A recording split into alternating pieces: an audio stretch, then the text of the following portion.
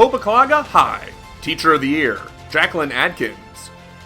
This year I'm teaching 2D Studio Art 1, 2D Studio Art 2, figure drawing, and AP. My goal is to let them experiment with as many type of medium as possible.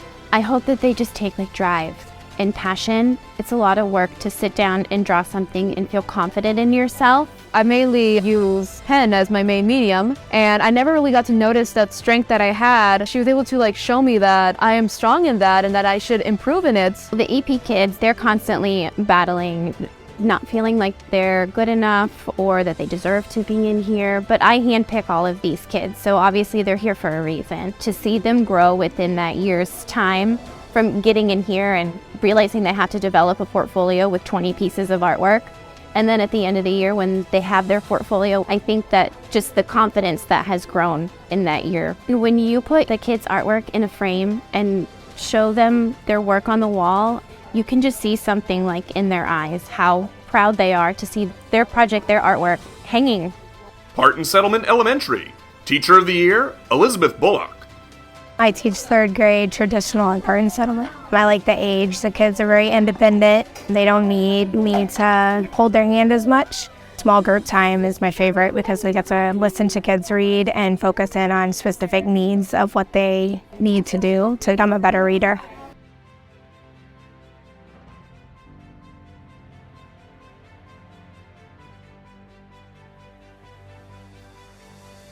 I love what I do because I like to be creative and I like to engage the students with fun activities. It keeps them on their toes and it also helps them to want to learn. I like Miss Bullock. She makes it really fun because she's always making experiments. When I need help, we would raise our hand and she would always come to us and she would explain it really good. Learning can be fun. It doesn't always have to be just sit down and do work. You can have fun and still learn. Mill Creek Elementary. Teacher of the Year, Kyra Burdett. This year, my new role is the restorative practice coach. So restorative practice coach is helping not only teachers, but students building those positive relationships and kind of building that trust and helping them with social skills and life skills so that they could be successful at school. I want them to feel that they can come to me with any situation, academic or behavior-wise. There's going to be times where you might feel frustrated, but as long as you're pushing forward and you're trying new things and being persistent, that it will work out. And I hope that they feel more confident in having a structured classroom environment so that learning can happen. Building that trust with students is a big part of who she is. You can see that she genuinely cares for the kids and wants what's best for them. I'm a product of Osceola County Schools, so I've always been inspired by good teaching. It always left a mark on me, and I know that I wanted to be that person because I know what teachers were for me, and I want to be that for my students and anyone I come in contact with. Horizon Middle. Teacher of the Year, Jacqueline Himes. My goal as a literacy coach is to work with teachers to improve their craft so that as they work with students, they can increase proficiency and they can increase learning for our students. When we understand that education is for the investment in human capital, then we're going to make sure that we're doing what is best to help those students all the time. When she's in the class, I'm more focused. She explains things very clearly. She does help also with the curriculum lesson plans and how we can tweak those to best suit our student population. We have, however long that class period is, to captivate the minds of our young people. And so therefore we have to be deliberate and intentional about what that looks like and how that is achieved. And so as they plan for instruction, they need to understand that as teachers, we not only influence students academically, but we also influence them to build their social aspect as well. And so we've got to consider the entire person as we plan those lessons for students. Canoe Creek K-8. Teacher of the Year, Milagros Mercado.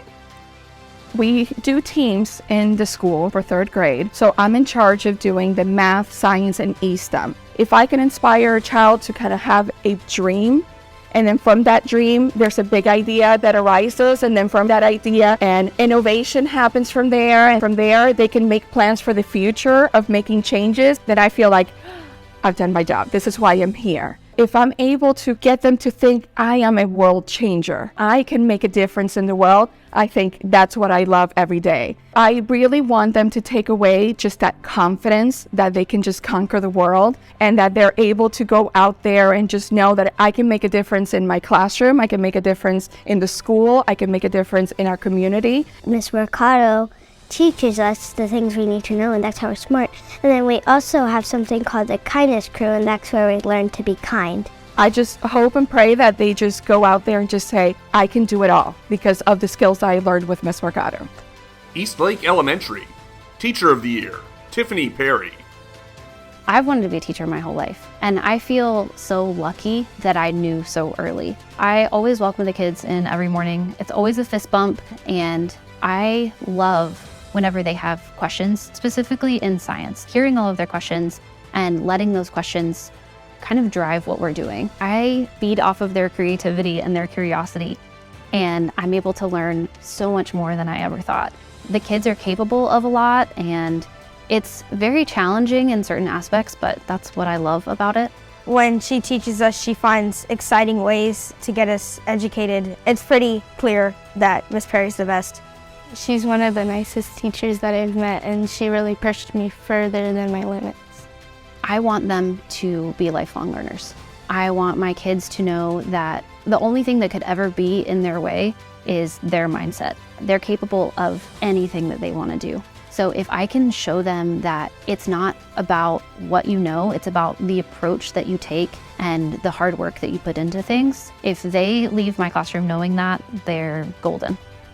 Gateway High, Teacher of the Year, Jeremiah Swartz.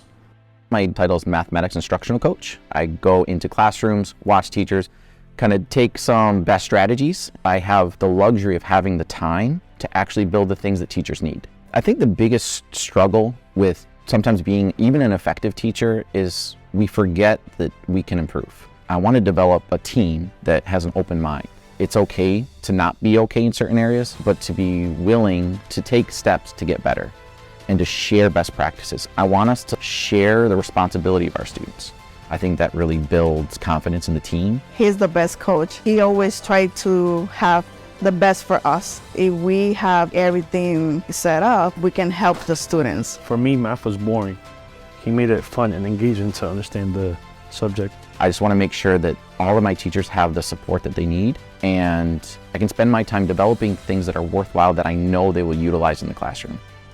Neo City Academy, Teacher of the Year, Jeffrey Von Renssel.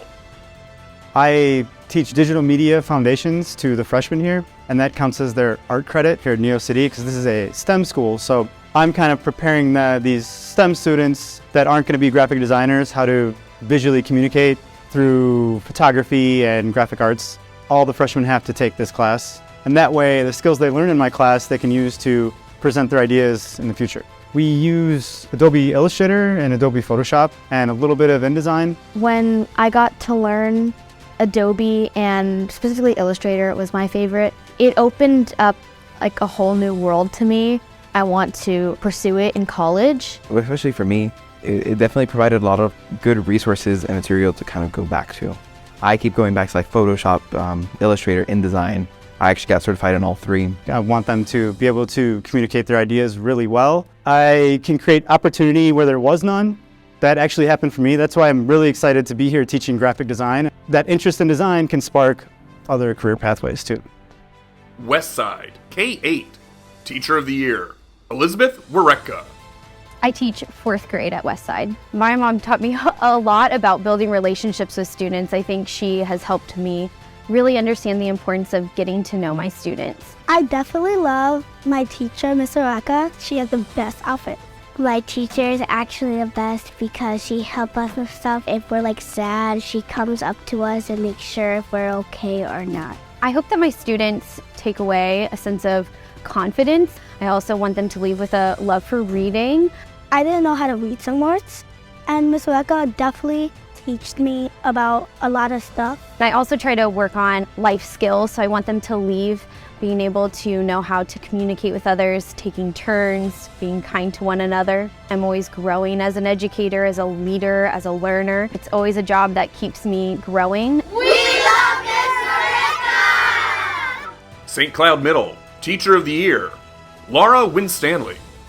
I teach English Language Arts for 8th grade. I am a varying exceptionality support teacher, so I work with a co-teacher to meet accommodations in language arts. I have a journal entry from the 2nd grade that says, when I grow up, I want to be a teacher. I've always known this is what I wanted to do. She's really understanding. She's helpful, creative, outgoing, joyful all the time.